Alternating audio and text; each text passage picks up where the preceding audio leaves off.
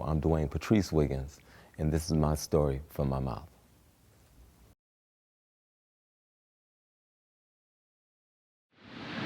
Well, I had to say the worst part of the journey is, when we, I can't say broke up, but we all went separate ways, and that was in '97. And that was a different time because, look, all of this was all created together with us in the whole bit, and then when Raphael went solo with the situation, which kind of went solo on a couple of songs with movies before that, but then it was made official. We had a hit album, House of Music, and we really didn't tour. So that I would have to be the worst because at that time I had done a few deals with other majors and I understood, follow up. And to have an album that sold 1 million and you didn't tour, damn. But that's where you look at adversities like opportunity. Right. And that's when, I started really following in on the trademark of Toni and what it was about. Our music was a score to who we are in the whole bit, but it's always been about uplifting others and finding who was next with me, 100%. So, yeah, so it was the worst, but it turned out to be the best part for all of us because now we really understand what we own and what we bring to the table when we work together. Cool.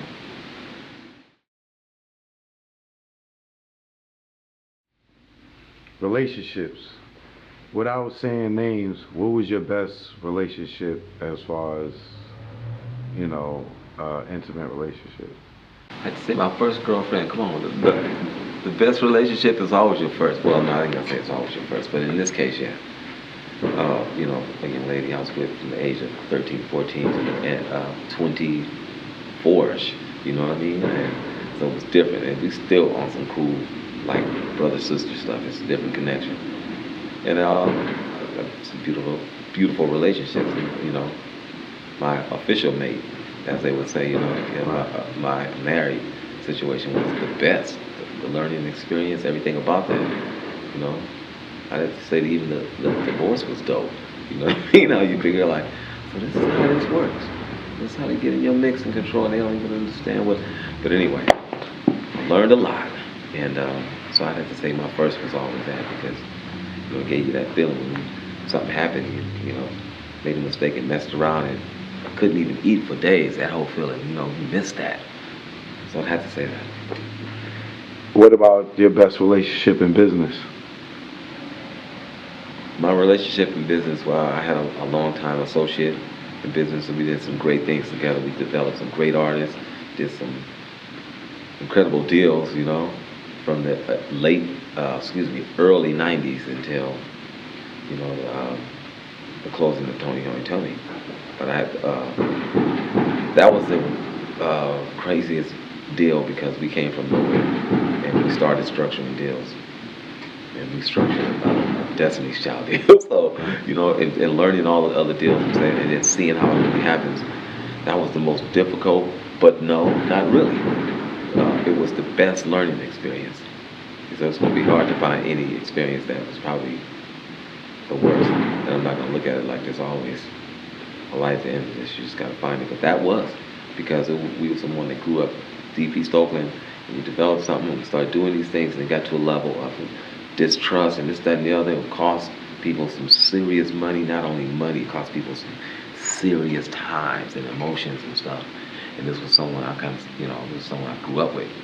And yeah, that was the most difficult. What's the one thing you learned about relationships, whether personal or business? The one thing I've learned about relationships, personal or business, is be upfront. For real, I don't care what it feels like. It hurts, man. You don't want the stress. You know what I mean? Hey, and oh yeah, and fuck up, you fuck up. It's a beautiful thing, but it's how you got to deal with stuff. You got to move forward, man. You can't figure out what it was, and that's what I learned about relationships.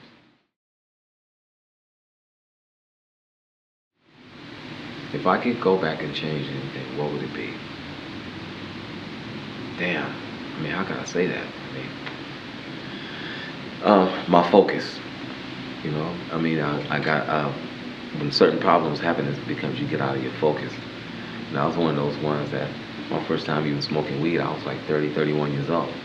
So I had been around every type of thing that popped off, believe it. But I always knew that because of examples that happened through our family, losing life and this, that, and other. Like, well, I won't be doing that.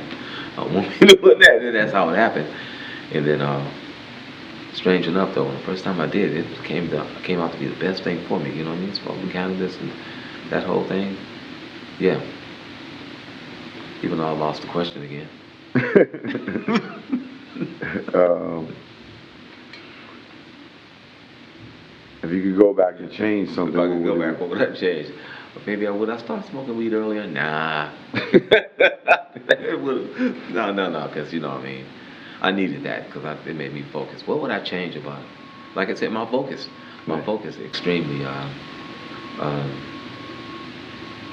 There's a lot of things now that I see it.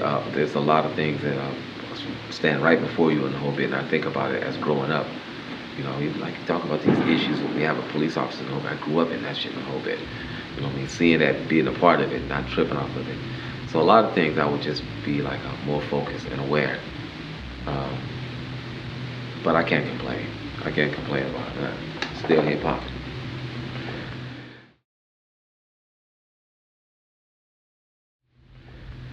There's someone somewhere right now watching this, and they just starting on the journey that you 50,000 miles ahead of them. Yeah. And you done seen various potholes in this journey. Yeah. Which potholes would you tell them to avoid? Well, I'm all about in terms of what is information I would give to inspiring artists and what potholes to look out for. Just I really believe in your spirit and your senses. You know what I mean? You everything doesn't work for everybody. You don't eat the same food and like the same music, whatever else. But just listen to your spirit. In most cases, especially today, you can read a lot and know a lot about doing business and this, that, and the other. But then you gotta be able to judge the person you're talking to. You know what I mean? And follow your spirit with a lot of things. And I would be like, hey, be more open today. Don't be so closed off. Don't let media fuck over you and make you feel a certain way about majors, independents, whatever else. You figure out what works for you. You know what I mean? There's no such thing as a perfect deal. You make it work. Yeah, what you negotiate. That's what it is.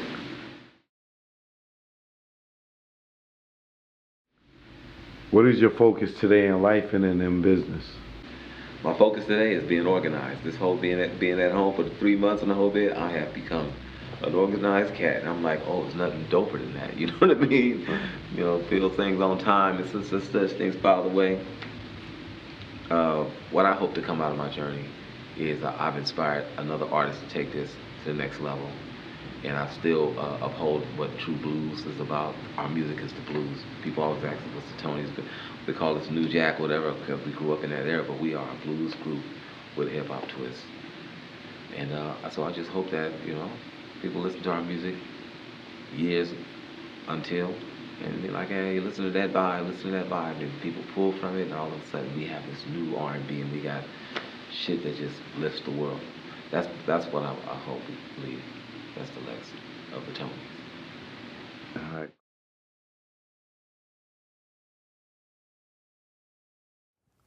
Hi, I'm Dwayne Wiggins. No, I'm Dwayne Patrice Wiggins, and this is my story from my mouth.